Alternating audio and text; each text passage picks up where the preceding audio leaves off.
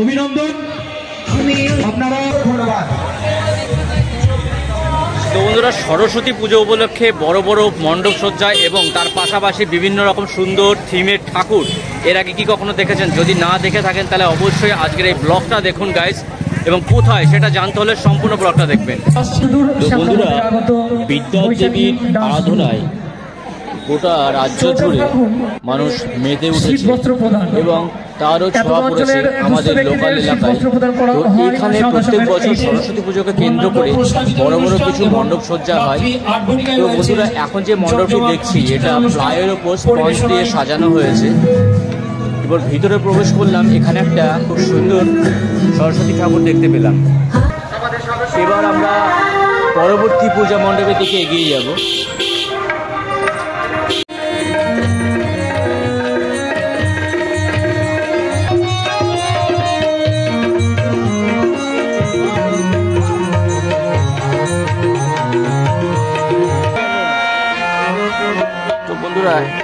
এখানকার যে সরস্বতী ঠাকুরটা এটা কিন্তু খুব সুন্দর লাগলো, এটা আমার কাছে সব থেকে সেরা লাগলো, এবং আপনাদের কেমন লাগলো সেটা অবশ্যই কমেন্ট করে জানাবেন।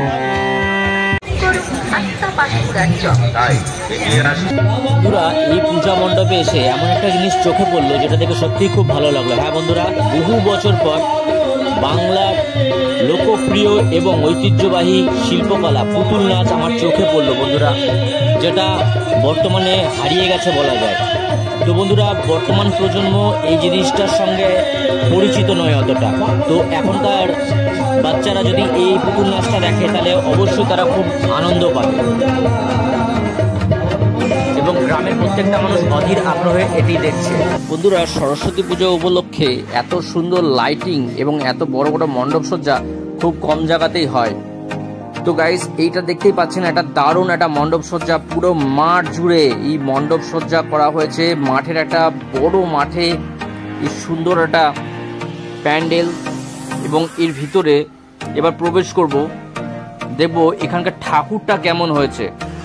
তো বন্ধুরা, সত্যি কথা বলতে ঠাকুরটা কিন্তু খুব সুন্দর হয়েছে।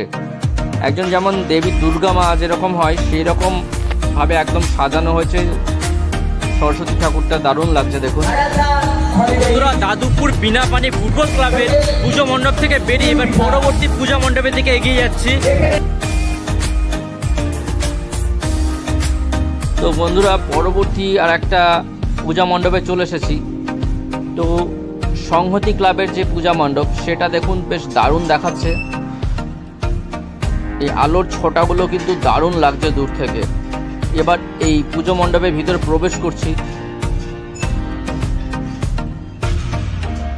তো পুজো মণ্ডপের ভিতর প্রবেশ করে যেটা দেখলাম, ভারতীয় স্বাধীনতা সংগ্রামী যারা, তাদেরকে এখানে শ্রদ্ধা জ্ঞাপন করা হয়েছে।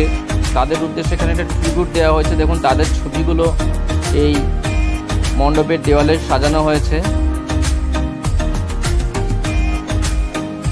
উপরের অংশটা বেশ সুন্দর।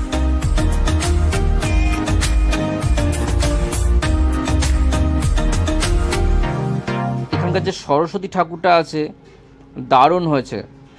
সরস্বতী মায়ের মূর্তিটা কিন্তু খুব সুন্দর।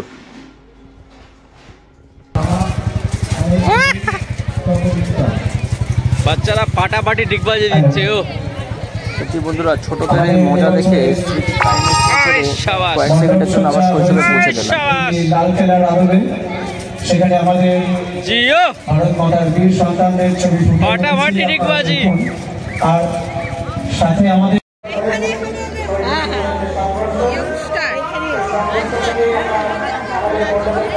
যদি কেউ নাচতে ইচ্ছুক হও আমাদের মঞ্চের ডান পাশে দেখা হবে। এরপর মেরি। বন্ধুরা, আপনারা সরস্বতী পুজো উপলক্ষে যে পূজা মণ্ডপগুলি এবং সুন্দর সুন্দর ঠাকুরগুলি দেখছেন, এগুলি হলো নাকাশিপাড়ার উদয়চন্দ্রপুর এবং দাদুপুরে অবস্থিত। এই দুটি গ্রামের মধ্যে সরস্বতী পুজোকে কেন্দ্র করে একটা হেলদি কম্পিটিশন হয় প্রত্যেক বছর। তো গাইস, এখানে আপনারা লাইটিং এর সাহায্যে একটা ভগবান রামের মূর্তি দেখতে পাচ্ছেন।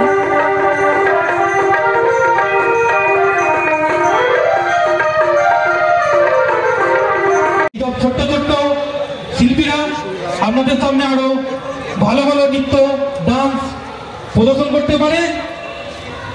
থেকে আগত সকল দর্শনার্থীদের জানাই সরস্বতী পুজোর সাদর আমন্ত্রণ ও অভিনন্দন।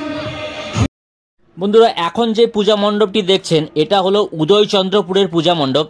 এই পূজা মণ্ডপটি দক্ষিণ ভারতের কোনো একটা মন্দিরের আদলে সাজিয়ে তোলা হয়েছে, তো দেখতে কিন্তু বেশ সুন্দর লাগছে। পূজা মণ্ডপটি তো সুন্দর হয়েছেই, পাশাপাশি যে ঠাকুরের এখানকার যে সরস্বতী ঠাকুরটা সেটা কিন্তু খুব সুন্দর হয়েছে। দেখুন বন্ধুরা, সরস্বতী ঠাকুরটা কিন্তু একটু আলাদা এবং দারুণ দেখাচ্ছে। উদয়চন্দ্রপুরের এই পূজা মণ্ডপে সুন্দর একটি ফাংশনের আয়োজন করা হয়েছে। দেখতে পাচ্ছেন ছোট বাচ্চারা কি সুন্দর পারফর্ম করছে। বন্ধুরা, এই ছিল আজকের ব্লগ। আজকের ব্লগটা আপনাদের কেমন লাগলো তা অবশ্যই কমেন্ট করে জানাবেন। যারা চ্যানেলে নতুন আছেন তারা